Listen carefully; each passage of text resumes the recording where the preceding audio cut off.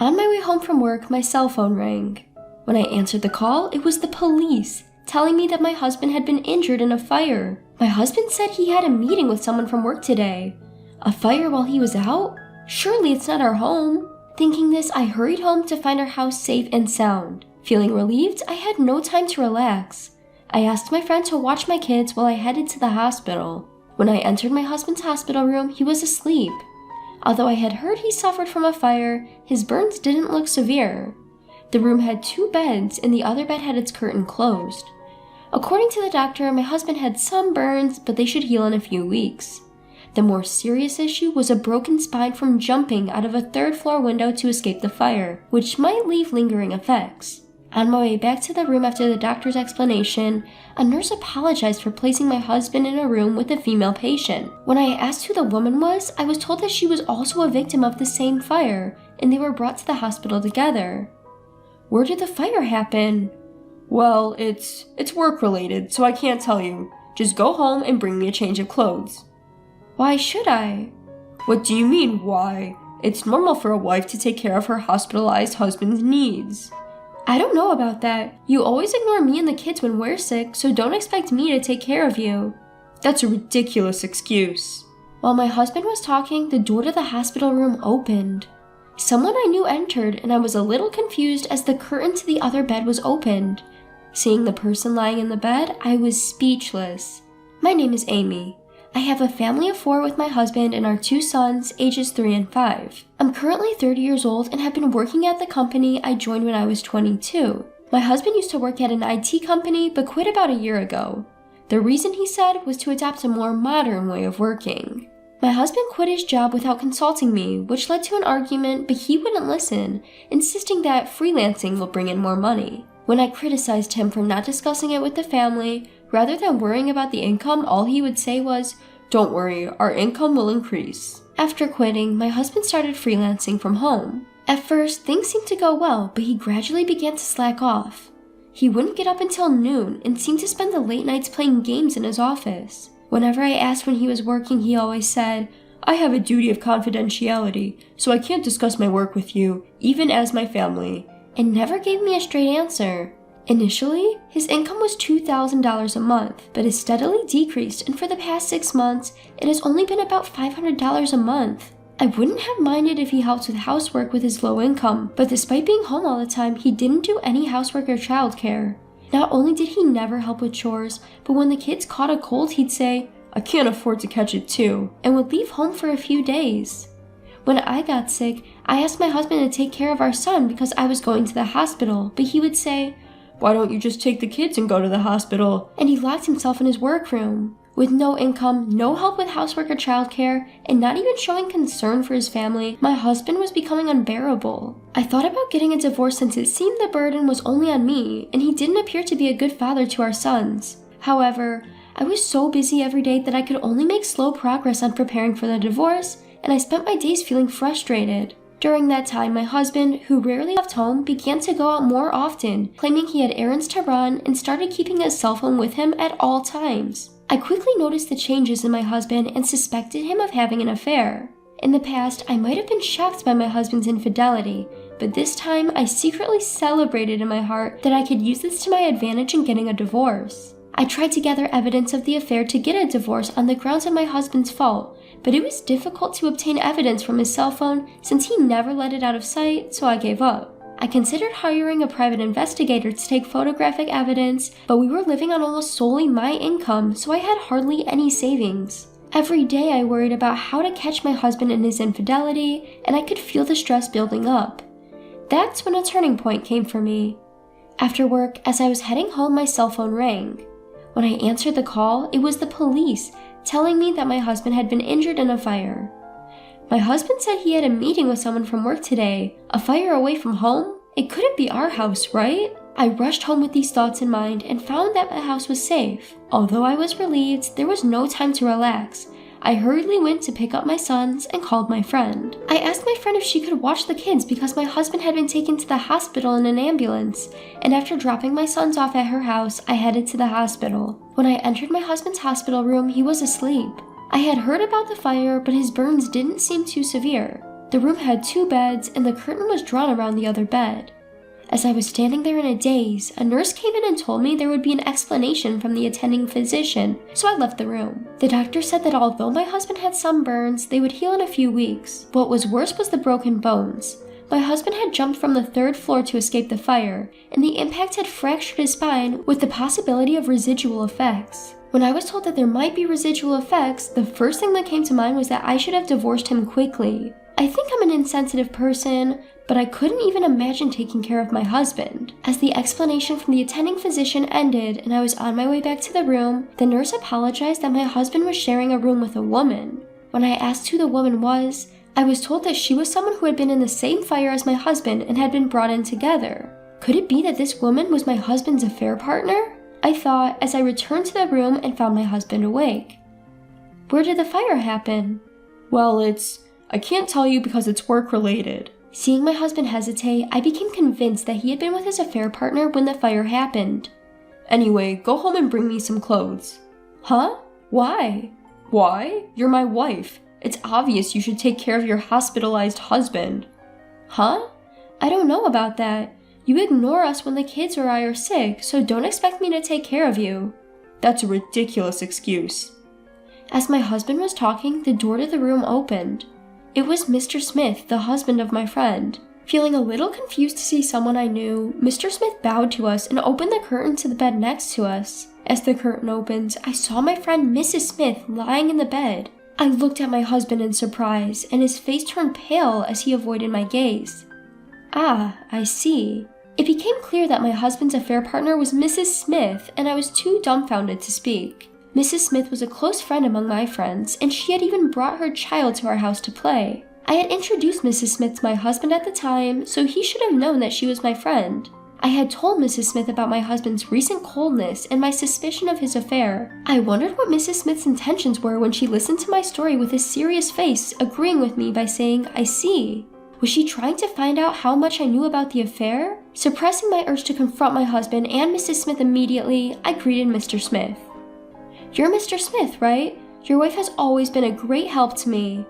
"Oh, I'm sorry, I'm just a bit flustered." "I heard your wife and my husband were in the same fire. He won't tell me where it happened. Do you know anything about it?" When I asked, Mr. Smith glanced briefly at my husband. "I'm sorry that your husband was also caught in the fire. The fire occurred at my house." "It happened at your house? I didn't know my husband was visiting you." When I looked back at my husband, he was hiding under the covers. Excuse me, I have something I'd like to talk about. Do you have time?" "Yes, I have time." I had a pretty good idea of what Smith was going to talk about.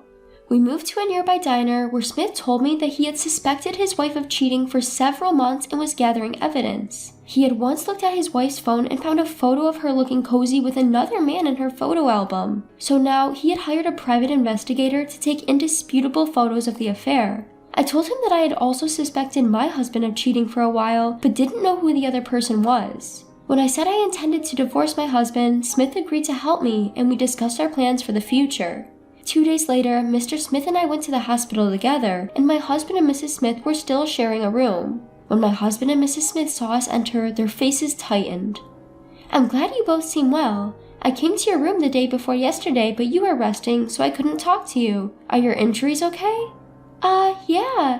I fractured my shoulder, so I need to rest for a while." "That's tough. You'll need money now, so I hope you recover quickly." "Well, our child is still young, too." "That's right. You'll have to pay child support, so you'd better heal up and start looking for a job." Mrs. Smith seemed confused and didn't understand what I was talking about. "Hey, stop rambling. You brought my clothes, right?" "I didn't bring them." "You're useless." "I told you before that I wouldn't take care of you anymore. What I brought you today isn't a change of clothes, it's this." As I said this, I took the divorce papers out of my bag and shoved them in front of my husband. "Huh? Divorce papers? Are you planning to dump me because I might have lingering injuries?" "It's not because of your injuries. You said you had a business meeting the day you were taken to the hospital, right? So why were you at Mrs. Smith's house?" Well, I didn't tell you, but Mrs. Smith is a business associate. We were discussing work at her house when the fire happened." "Did you think that excuse would work? It's obvious that I know about your affair with Mrs. Smith. No matter how much you try to deceive and make excuses, it just looks ridiculous." As I said that, my husband's face turned sour and he defiantly retorted, "Stop nagging about a little affair. Don't make such a fuss over a single affair. What will you do after the divorce? Can you raise our 2 kids on your own?" "Of course I can. I've been raising them on my own all this time. You've never taken care of the kids, have you?" "I've played with them." "It's only about an hour once every few months. The neighborhood fathers play with their kids' fathers more than you do." "Well, then it'll be tough with just one income. We've been living on 2 incomes up until now. Do you want our child to live in the hardship?" "It'll be fine. In fact, without your expenses, our lives might even be easier." "But I'm injured." "So?" "If people find out you left a husband who needs rehab, your reputation will suffer. It'd be better to divorce me after I'm fully recovered." "Because you are not someone who can stick to things for long. It's clear that you will give up on rehabilitation midway through. I can't wait until you fully recover. You have your lover to take care of, don't you?" Upon hearing this, the husband glanced at Mrs. Smith and seemed to reluctantly accept the situation. "If you insist, I understand. I don't need you anymore. A bastard who serves divorce papers to an injured person. I'll divorce you. Now hand over the divorce papers." As he reached out to grab the divorce papers, I kept them out of reach. "No way." "What are you talking about? You want a divorce, right?" "We haven't discussed alimony or child support yet." "You're trying to take money from an injured person? I need money for hospital bills and rehab." "Oh, right. You better hurry up with rehab and start earning money to pay alimony. You don't have any savings, do you?" "Huh? No savings?" Mrs. Smith reacted with surprise to my words. My husband gave me a serious look and glared at me. "You said you had 4 digits in savings. You said freelancing was profitable." "I meant I have enough income to easily save 4 digits. I'm just spending it as soon as it comes in now, but I can save up money quickly." My husband desperately tried to make excuses. Although his current income was hardly $500 a month, I kept quiet because I didn't want to start a fight over it. Since they agreed to the divorce, I explained the future plans to my husband and Mrs. Smith. I told them that we had chosen a lawyer to consult about the compensation for the affair and that we would receive a certified mail from the lawyer later. Then we left the hospital room. As I returned home, I started preparing to move. While my husband was hospitalized, I went to thank the friend who took care of our children the day my husband was taken to the emergency room, bringing her a box of chocolates. I told my friend that my husband was fine, as he had been taken to the emergency room after the fire at Mrs. Smith's house, but was not in life-threatening condition. Moreover, the mom friend offered to take care of our children if things got difficult, so I also told her that I planned to divorce and move because of my husband's infidelity. Although I didn't directly mention that Mrs. Smith was my husband's affair partner, my friend seemed to understand. Of course, I intentionally made it obvious to my friend, but there were a few people who knew about my husband's involvement at Mrs. Smith's house fire, so the rumor would have spread even without me saying anything. Later, as we planned, I asked a lawyer to proceed with a divorce, but we couldn't easily decide on the compensation and child support amounts. At first, my husband boasted, "I'm a freelancer, so I can work from bed even if I'm injured.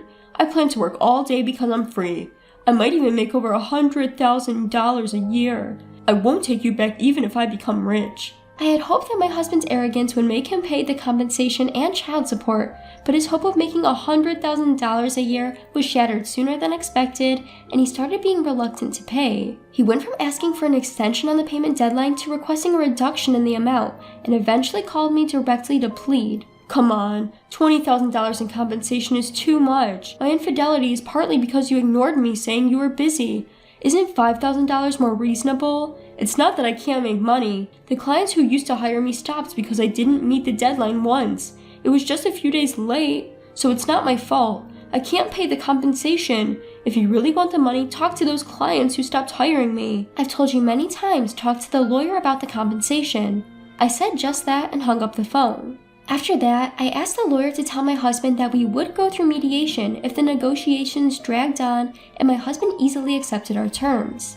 From there, everything went smoothly, and we received a lump sum payment for compensation and child support, finalizing the divorce. The Smith couple also divorced, and the husband gained custody of the children. The Smith family has 3 children, but it was revealed that during the affair, the wife left the 10-year-old eldest son to take care of the 2 younger siblings while she went out. After my son and I moved close to my parents' home, I heard from a friend that my husband and Mrs. Smith got remarried. The 2 of them are still living in the house where the fire occurred. My husband walks with a cane, and Mrs. Smith always has messy hair and a gloomy expression, making them look like an elderly couple even though they're still in their 30s. My husband has accumulated over $100,000 in debt due to alimony and child support payments, and Mrs. Smith, who is a stay-at-home mom, is being asked to pay child support for all 3 children, so together they must have quite a lot of debt. But I don't feel sorry for them since I significantly reduced the amount I claimed from my husband on the condition of a lump sum payment. My husband always blames others for his misfortunes, so I'm sure he's still doing that now. I felt refreshed after finally getting away from him. However, I feel guilty for making my 2 sons suddenly separate from their father and friends. At first, they were both bewildered in the unfamiliar place, but now they have become friends with the neighborhood kids and are having fun. On weekends, my parents come to visit and play with my sons, allowing me to have some time to myself. Since my husband left, I now have more time, money, and peace of mind. Thanks to the extra resources, I can give even more love and attention to my sons than before.